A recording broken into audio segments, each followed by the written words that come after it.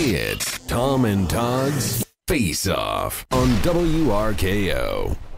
1 week later, election's all done. The dust is settling. Todd peers into the future. He sees all sorts of things. I try to bring him to the past. A little history helps, I tell him. That's why you're tuning into Face Off on WRKO.com. The Boston Herald ran a front page ad on Sunday urging Senator Scott Brown to run for president. Do you think Brown should run, or is it too early? Preposterous that anybody thinks Scott Brown should be running for president, and Scott Brown would agree with me, I believe, if we are all somewhat discombobulated by the election of President Barack Obama, clearly inexperienced, not ready for the duties and the responsibilities of the White House. Why would we repeat that mistake? Well, Scott's got a lot more experience than Barack Obama ever had, but I think even Scott would agree, but at the same time he's getting ready for that potential just in case, and he could certainly be a viable vice presidential selection if for some reason that worked out for the Republican nominee. I don't deny there's a sizzle with regard to Scott, and it's a national sizzle. Anybody who wins Ted Kennedy's seat,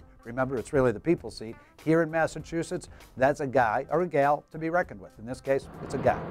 Nancy Pelosi says she will run for minority leader. Is this a good move? Should they elect her? This is a great move for the Democrats, keeping Nancy Pelosi in the leadership position, because she's become the symbol of the excesses and misguided policies of the Democrats. You wouldn't want people to forget about the horrible things that Barack Obama's done to us in the first 2 years of his White House. And what more? She's there to remind us. What more is coming or perhaps around the corner?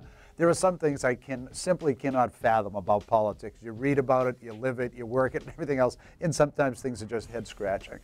Nancy Pelosi was nationalized in these recent elections. She has become the villain of evil. For better or worse. There is no way in the world she can recruit credible candidates. She becomes a weight on the Democratic Party. Me with joy. The Democrats have to cut their losses. She's got too much power. That starts with the speaker. This is how life works. Sometimes there's a restaurant that hasn't served a good meal in 10 years, but people keep saying, "Ooh, I love that place," because they're too dumb to notice that the restaurant fell apart a decade ago. Here's the difference. The voters just noticed last week. They noticed that Pelosi, come on, where are you taking us? No way.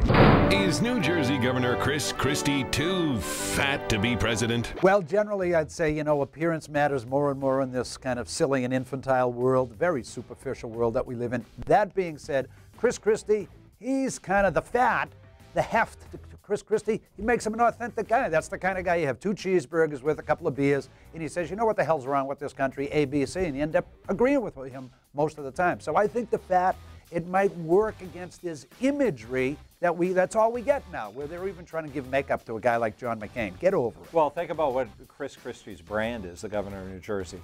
He is the fat cutter in the government. He's got to have some experience cutting fat, and any guy who's as fat as he is has probably been on 35 diets and has lost hundreds of pounds over the course of his career, so he's ready to start slashing. Well put. Well, Tim Cahill never dropped out of the race, so should he have to move out of the state? I was thinking about Tim Cahill this morning because I wanted a muffin. And whenever Cahill used to come in and be on the air during the campaign, he'd always bring a nice box of muffins. And I was thinking we should call Tim and ask him if he wants to come in, because in our minds, he's the muffin man. Tim has been a pretty good treasurer. He thought it was his moment based upon the Scott Brown issue, a whole series of things. Come on. In the you public, don't have to suck up to No, him in the now. public fatigue with He's Democrats on his way and out. You can Republicans. pick him. They say same old, same old. He thought it was his moment. You know, Deval Patrick proved to be a formidable campaigner, and Charlie Baker was a formidable and well-financed campaigner as well. It wasn't his time. It wasn't his place. Tim's a nice guy. But can you just say he's a good guy? Can you admit that? Well, I like to develop a little bit where you want him to become the muffin man. Well, I think there's like something the more to muffins. it. He used to bring really good muffins. What are we going to do now when we're on a muffin? We'll go to the gingerbread house. That's Face Off for this week. We'll see you again next week at WRKO.com.